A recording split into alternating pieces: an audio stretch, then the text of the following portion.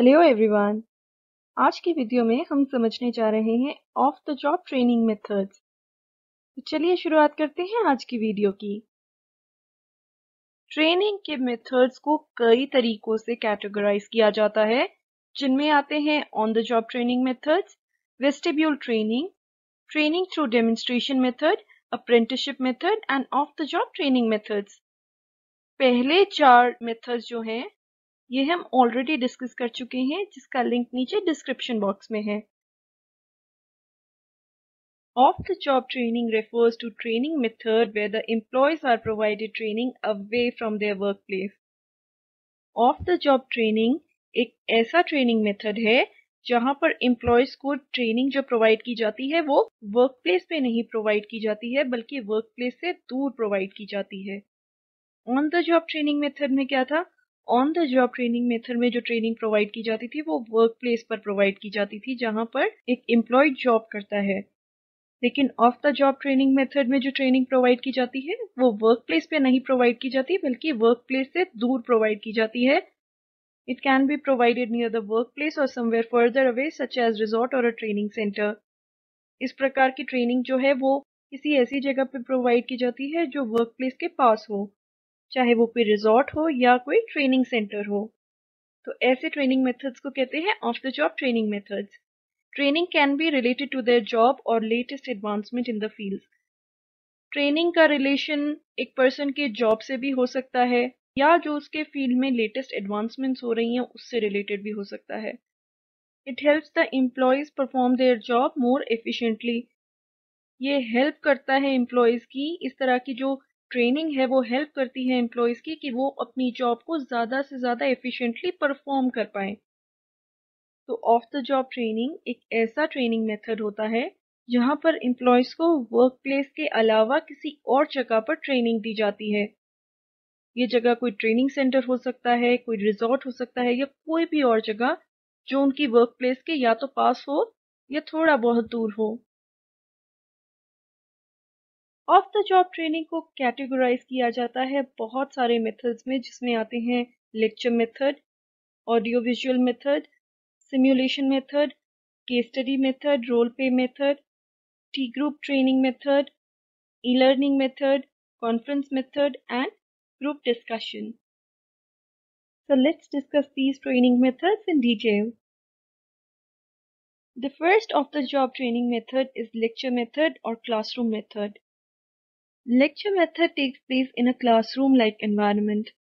Lecture method में training classroom जैसे environment में प्रोवाइड की जाती है और इसी रीजन से इसको क्लासरूम ट्रेनिंग मेथड भी कहा जाता है।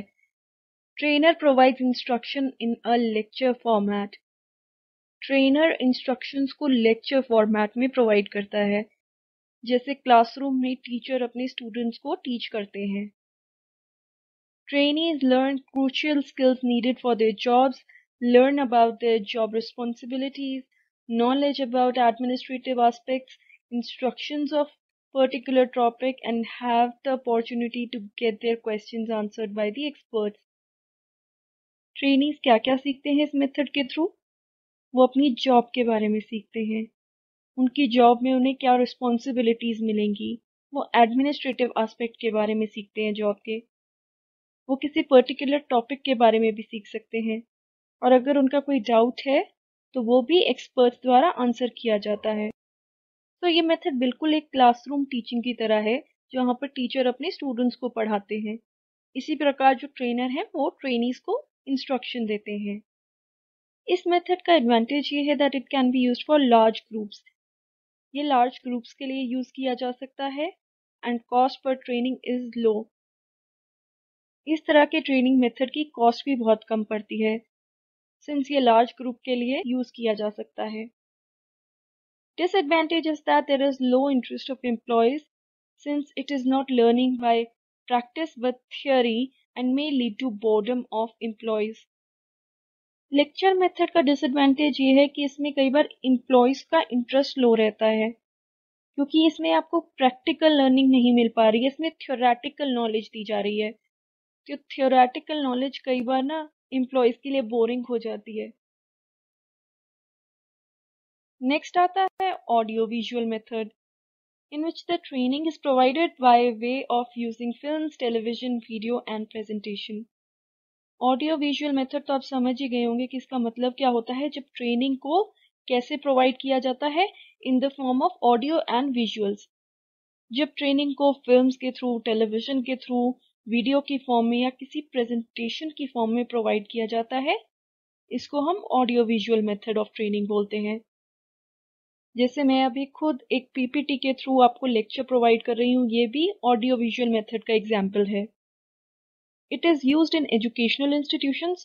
ये एजुकेशनल इंस्टीट्यूशंस में यूज होता है स्टूडेंट्स को ट्रेन करने के लिए उनके सब्जेक्ट्स में।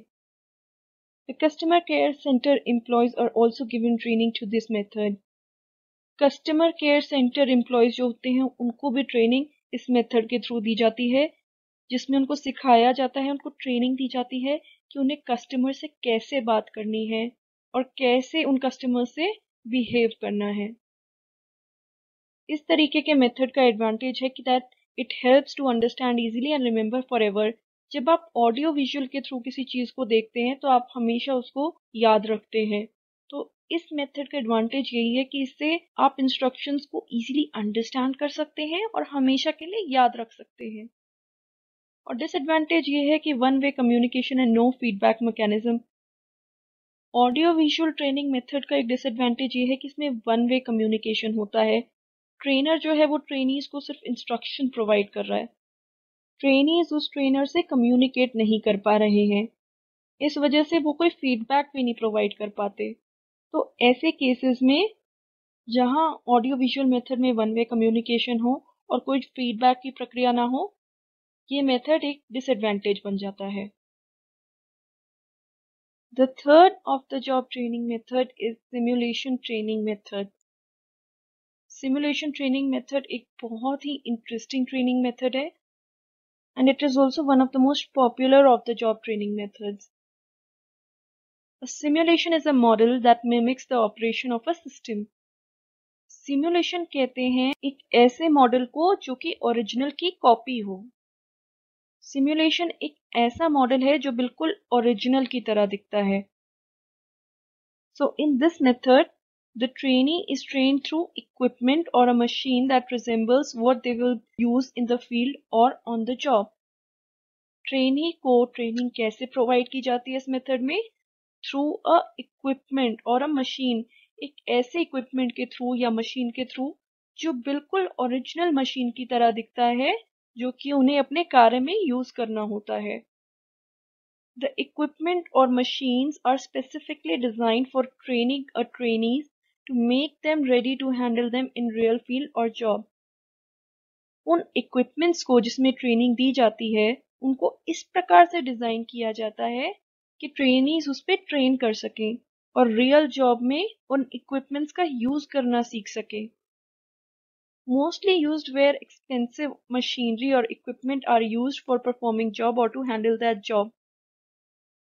सिमुलेशन ट्रेनिंग मेथड को ऐसी जगह पे यूज किया जाता है, ऐसी जॉब्स में यूज किया जाता है जहां पर जो ओरिजिनल मशीनरी है या इक्विपमेंट है वो बहुत महंगा होता है और उस ओरिजिनल इक्विपमेंट पर ट्रेनिंग प्रोवाइड करना मुश्किल होता है। For example, training airplane pilots on the aeroplane simulator to make them ready to handle and fly airplane. Simulation method का एग्जाम्पल है पायलट्स को ट्रेन करना एयरप्लेन के सिमुलेटर पर, ताकि वो फ्यूचर में एयरप्लेन को हैंडल करना सीख सकें। Pilots are not allowed to train on real equipment to avoid damage to equipment or loss of life. Airplane एक बहुत ही महंगा इक्विपमेंट होता है, एक बहुत ही महंगी मशीनरी है। तो ऐसे में ओरिजिनल मशीनरी पे तो ट्रेनिंग देना बड़ा मुश्किल है, क्योंकि उससे उस ओरिजिनल इक्विपमेंट को यानी कि एयरप्लेन को डैमेज भी हो सकता है और एक्सीडेंट भी हो सकता है, जिससे पायलट की भी जान जा सकती है। तो इस वजह से जो ट्रेनिंग है वो एक सिमुलेटर पर प्रोवाइड की जाती है। Its advantage is that it gives real life practical experience. इससे रियल लाइफ प्रैक्टिकल एक्सपीरियंस भी मिलता है, क्योंकि जो मॉडल होता है, सिम्युलेटर होता है, वो बिल्कुल रियल मशीनरी की तरह होता है। But the disadvantage is that it is expensive. Expensive तो ये होगा ही, क्योंकि इसमें आपको एक ऐसा इक्विपमेंट या मशीनरी तैयार करनी पड़ती है जो बिल्कुल ओरिजिनल जैसी हो। So this is simulation training method. Fourth method is case study method. इसे हिंदी में प्रकरण अध्ययन पद्धति कहा जाता है।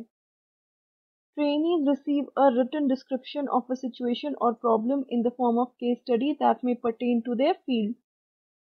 Case study method में trainees को एक केस दिया जाता है जिसकी उन्हें स्टडी करनी होती है। वो केस एक सिचुएशन या प्रॉब्लम होती है। It will be called incident method if the situation is based on a real life situation.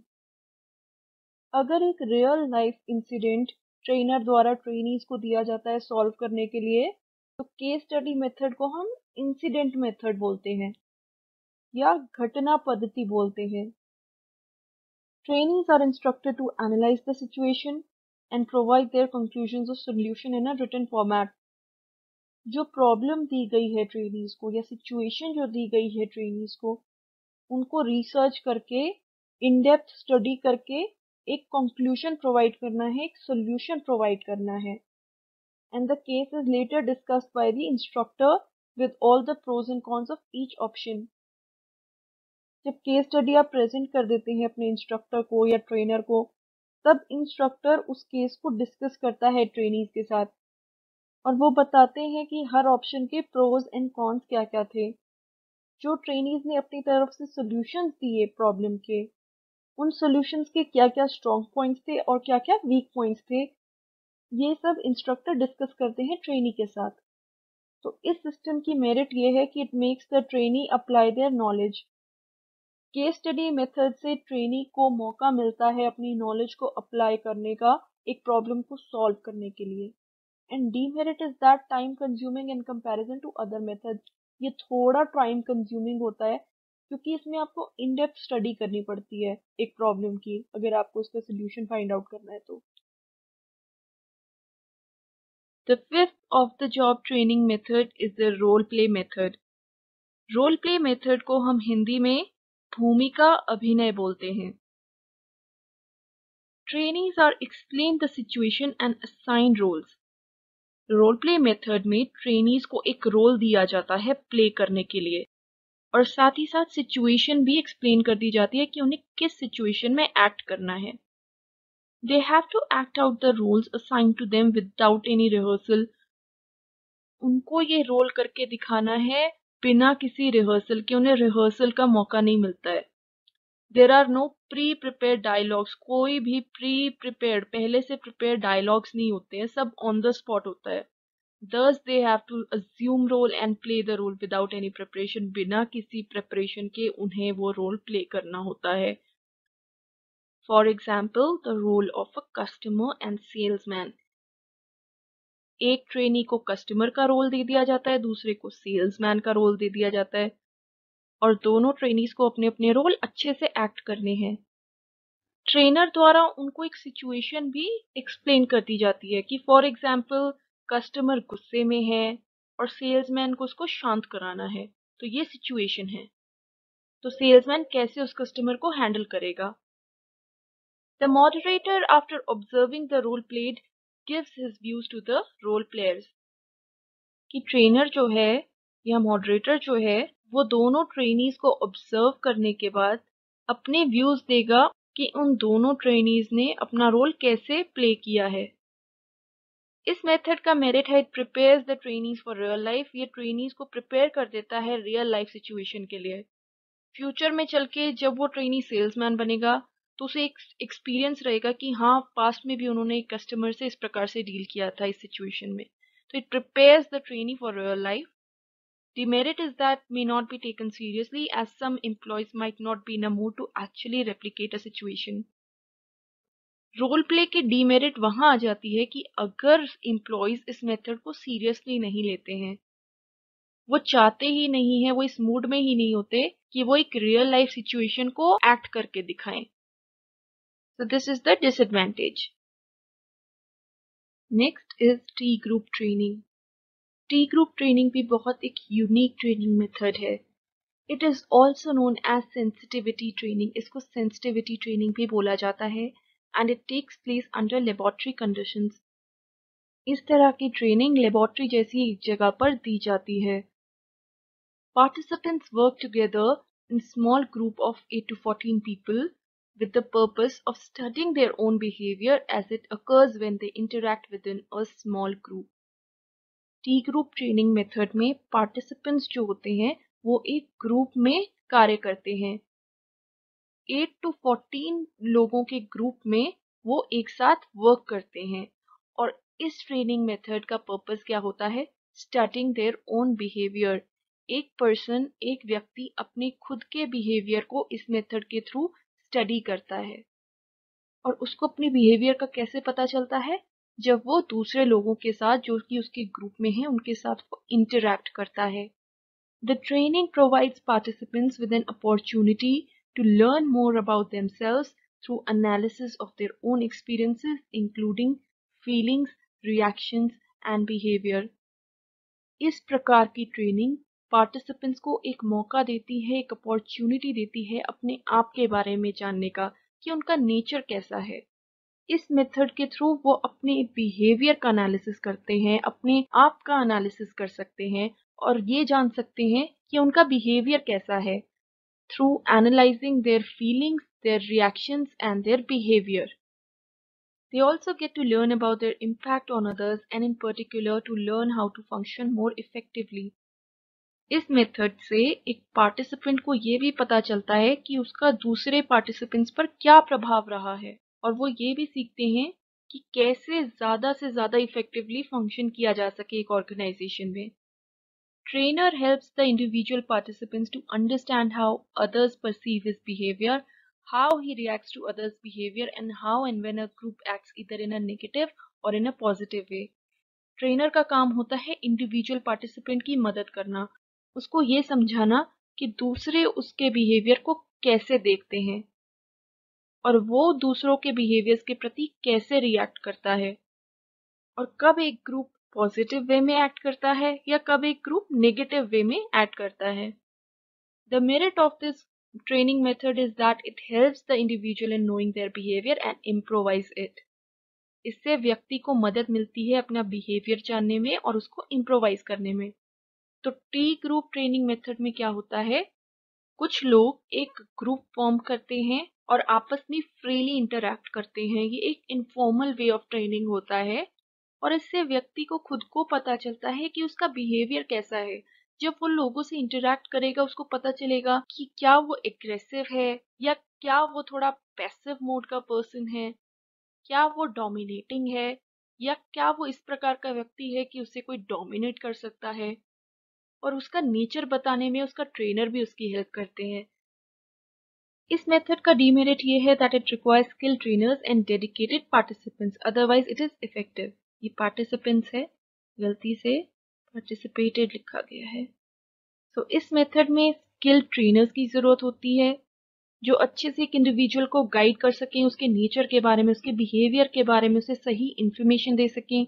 और ऐसे ही डेडिकेटेड पार्टिसिपेंट्स की ज़रूरत होती है जो अपने नेचर के बारे में जानना चाहते हैं, जो अपने बिहेवियर के बारे में लर्न करना चाहते हैं और उसको इम्प्रोवाइज करना चाहते हैं. अगर कोई ऐसा व्यक्ति है कि वो अपने बिहेवियर को इम्प्रूव ही नहीं करना चाहता तो ऐसा व्यक्ति इस ट्रेनिंग मेथड को रिसीव नहीं कर सकता है. तो अगर ना ही स्किल्ड ट्रेनर्स हों, ना ही डेडिकेटेड पार्टिसिपेंट्स हों, तब ये मेथड इनइफेक्टिव बन जाता है. अब आता है ई learning method. E-learning method is when training programs are delivered through electronic sources. E-method में ट्रेनिंग इलेक्ट्रॉनिक सोर्सेज के द्वारा दी जाती है जिसमें आते हैं computers, internet and mobile phones. तो जिस ट्रेनिंग मेथड में ट्रेनिंग कंप्यूटर्स, इंटरनेट या मोबाइल फोन के थ्रू दी जाती है उसको ई-लर्निंग मेथड बोलते हैं. It involves transfer of skills and knowledge online. Skills को और नॉलेज को ऑनलाइन मोड के थ्रू ट्रांसफर किया जाता है, यानी ट्रेनर अपने ट्रेनीज को ऑनलाइन इंस्ट्रक्शंस देते हैं. It allows workers to be train more effectively and in more than one location. E learning method का सबसे बड़ा एडवांटेज भी ये है कि इसमें काफ़ी सारे वर्कर्स को एक साथ एक समय में ट्रेन किया जा सकता है और एक से ज़्यादा लोकेशन पर भी ट्रेन किया जा सकता है. It is cost effective and provides real time info. E-learning method का मेरिट ये है कि ये कॉस्ट इफेक्टिव है, ये मेथड काफ़ी अफोर्डेबल पड़ता है and it provides real time info. Information को बहुत फास्ट स्पीड से प्रोवाइड किया जाता है। But the demerit of this method is that it is difficult to provide training in remote areas with no internet access. ऐसे remote areas में जहां पर इंटरनेट एक्सेस नहीं है, ऐसी जगहों पर ई लर्निंग मेथड के द्वारा ट्रेनिंग देना इम्पॉसिबल हो जाता है। तो ये इस मेथड का एक डीमेरिट है। Eighth method of the job training is the conference method. अगर सिंपल वे में इसको समझना चाहें तो जब कॉन्फ्रेंस ऑर्गेनाइज करके किसी प्रकार की ट्रेनिंग दी जाती है उसको हम कॉन्फ्रेंस मेथड बोलते हैं। In this type of training conference is organised. एक कॉन्फ्रेंस को ऑर्गेनाइज किया जाता है इस ट्रेनिंग में, where people working in the same field come together. ऐसे लोग जो एक ही फील्ड में काम कर रहे हैं, अपने फील्ड के या एक्सपर्ट्स हैं, वो एक जगह पर एक साथ आते हैं to share their ideas with each other. एक दूसरे के साथ अपने आइडियाज शेयर करने के लिए। Express their views on a complex problem. किसी प्रॉब्लम पर अपने व्यूज एक्सप्रेस करने के लिए, विच रिक्वायर्स अ सोल्यूशन। ऐसी कॉम्प्लेक्स प्रॉब्लम जिसके लिए एक सोल्यूशन की जरूरत है, उस पर ये अपने व्यूज एक्सप्रेस करते हैं and the attendees get their training and knowledge through it. इस कॉन्फ्रेंस के द्वारा अटेंडीज यानी कि जो इस कॉन्फ्रेंस को अटेंड करते हैं उनको ट्रेनिंग मिलती है और वो इस कॉन्फ्रेंस से नॉलेज रिसीव करते हैं। The issues and subject matter of conference are informed well in advance. जो इस कॉन्फ्रेंस का इशू होता है, जिस सब्जेक्ट मैटर पर यह कॉन्फ्रेंस ऑर्गेनाइज की जाती है, उसके बारे में पार्टिसिपेंट्स को पहले से ही इन्फॉर्म कर दिया जाता है so that they can prepare papers and other material for the conference. जो पार्टिसिपेंट पेपर्स प्रेजेंट करना चाहते हैं, रिसर्च पेपर्स को प्रेजेंट करना चाहते हैं, उनको ये पहले से ही एडवांस में इन्फॉर्म कर दिया जाता है कि कॉन्फ्रेंस का सब्जेक्ट मैटर क्या है, ताकि वो एडवांस में रिसर्च पेपर को प्रिपेयर कर सके। The delegates present paper and their views. इस मेथड में डेलीगेट्स अपने पेपर्स प्रेजेंट करते हैं और इन्हीं पेपर्स एंड व्यूज से ट्रेनीज को ट्रेनिंग और नॉलेज मिलती है। The advantage of conference method is that it is helpful in learning about the latest updates in the field of a solution to complex problems. इस method का advantage ये है कि इससे जो एक फील्ड में लेटेस्ट अपडेट्स हो रही हैं उसके बारे में पता चलता है पार्टिसिपेंट्स को and offer solution to the complex problems. जो कॉम्प्लेक्स प्रॉब्लम्स हैं जिसके लिए एक सोल्यूशन की जरूरत है, तो इन कॉन्फ्रेंसेस के द्वारा इन प्रॉब्लम्स के लिए एक सोल्यूशन भी प्रेजेंट किया जाता है। कॉन्फ्रेंसेस देखिए कॉलेजेस में भी होती हैं, यूनिवर्सिटी में भी होती हैं, तो वहाँ पर यही होता है कि डेलीगेट्स अपने पेपर प्रेजेंट करते हैं, अपने व्यूज प्रेजेंट करते हैं, तो जो भी उस कॉन्फ्रेंस को अटेंड करता है उसको एक नॉलेज ही मिलती है। The demerit is that it is expensive to arrange. ये बहुत ही एक एक्सपेंसिव मेथड है क्योंकि इसमें अरेंजमेंट करना पड़ता है, एक प्लेस का अरेंजमेंट करना पड़ता है, एक जगह का अरेंजमेंट करना पड़ता है जहाँ पर कॉन्फ्रेंस को ऑर्गेनाइज किया जाएगा।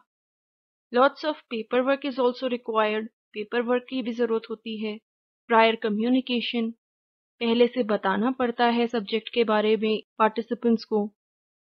And travelling by the attendees, जो अटेंड कर रहे हैं उनकी ट्रैवलिंग का भी कई बार खर्चा देना पड़ता है, जहां वो स्टे करेंगे उसका भी अरेंजमेंट करना पड़ता है। तो ये सब मिलाकर ये मेथड बहुत एक्सपेंसिव बन जाता है। The final of the job training method is the group discussion method, which is a very easy to understand and useful method of training. In this method, two or more participants converse or engage in meaningful discussions about a particular topic that is provided by a trainer or discussion leader. Group discussion method में दो या दो से ज्यादा participants एक meaningful topic पर converse करते हैं या डिस्कशन करते हैं, और वो टॉपिक किसके द्वारा प्रोवाइड किया जाता है? ट्रेनर के द्वारा प्रोवाइड किया जाता है। The success of group discussion depends upon the trainer who tries to keep discussion moving along the right direction and gets everyone involved in the discussion. Group discussion में trainer का एक बहुत important role होता है। उसका कार्य होता है ये इंश्योर करना कि जो डिस्कशन है वो सही दिशा में जा रहा हो और हर किसी को चांस मिले ग्रुप डिस्कशन में बोलने का। ऐसा नहीं है कि सिर्फ कुछ ही पार्टिसिपेंट्स बोल रहे हैं या बाकी चुप हैं। तो ये सब एक ट्रेनर या डिस्कशन लीडर इंश्योर करते हैं।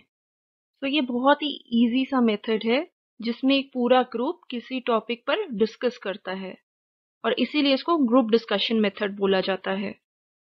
The merit of this method is that it is useful when there is a need to share experiences or knowledge with the group members regarding a topic, create new ideas, understand complex ideas or need for assessment. इस method के through group members एक दूसरे से knowledge और experience share कर सकते हैं किसी टॉपिक के रिगार्डिंग। वो नए आइडियाज भी क्रिएट कर सकते हैं, जो कॉम्प्लेक्स या जटिल आइडियाज हैं उनको समझ सकते हैं, और अ नीड फॉर असेसमेंट। इस मेथड के थ्रू वो किसी टॉपिक का आंकलन भी कर सकते हैं। इसके अलावा एक बहुत बड़ा एडवांटेज है ग्रुप डिस्कशन मेथड का कि इससे एक पर्सन अच्छा ऑरेटर बनता है।